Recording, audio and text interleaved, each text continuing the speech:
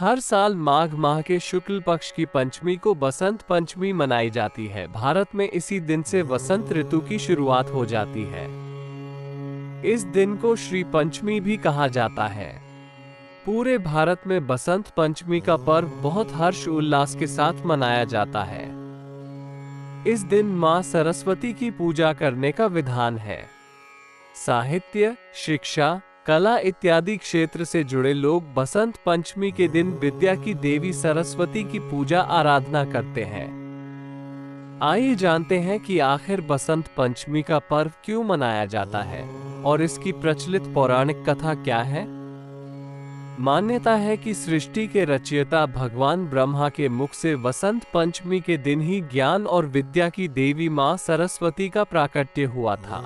इसी वजह से ज्ञान के उपासक सभी लोग वसंत पंचमी के दिन अपनी आराध्य देवी मां सरस्वती की पूजा अर्चना करते हैं। बसंत पंचमी को लेकर कई पौराणिक कथाएं प्रचलित हैं। मान्यता है कि सृष्टि रचयिता भगवान ब्रह्मा ने जीवों और मनुष्यों की रचना की थी। उन्होंने इस बात का ध्यान रखा कि वातावरण बिल्कुल शांत हो और इसमें किसी की वाणी ना हो। ये सब करने के बाद भी ब्रह्मा जी संतुष्ट नहीं थे। सृष्टि की रचना के बाद से ही उन्हें सृष्टि सुनसान और निर्जन नजर आने लगी। तब ब्रह्मा जी ने भगवान विष्णु जी से अनुमति लेकर अपने कमंडल से पृथ्वी पर जल छिड़का। कमंडल से धरती पर गिरने वाले जल से पृथ्वी पर कंपन हुए और एक अद्भुत शक्ति के रूप में 4 भुजाओं वाली सुंदर देवी प्रकट हुई। इस देवी के एक हाथ में वीणा और दूसरे हाथ में वर मुद्रा होती है, बाकी अन्य हाथ में पुस्तक और माला थी। ब्रह्मा जी उस स्त्री से वीणा बजाने का अनुरोध किया।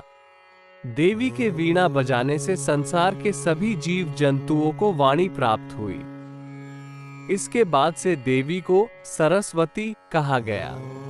इस देवी ने वाणी के साथ साथ विद्या और बुद्धि भी दी, इसलिए बसंत पंचमी के दिन घर में सरस्वती मां की पूजा भी की जाती है। इस दिन देवी सरस्वती को बागीश्वरी, भगवती, शारदा, वीणावादिनी और वाग्देवी सहित अनेक नामों से पूजा जाता है। Thank you for watching my channel. Channel पर नए हैं, लाइक, सब्सक्राइब और शेयर करना ना भूलें।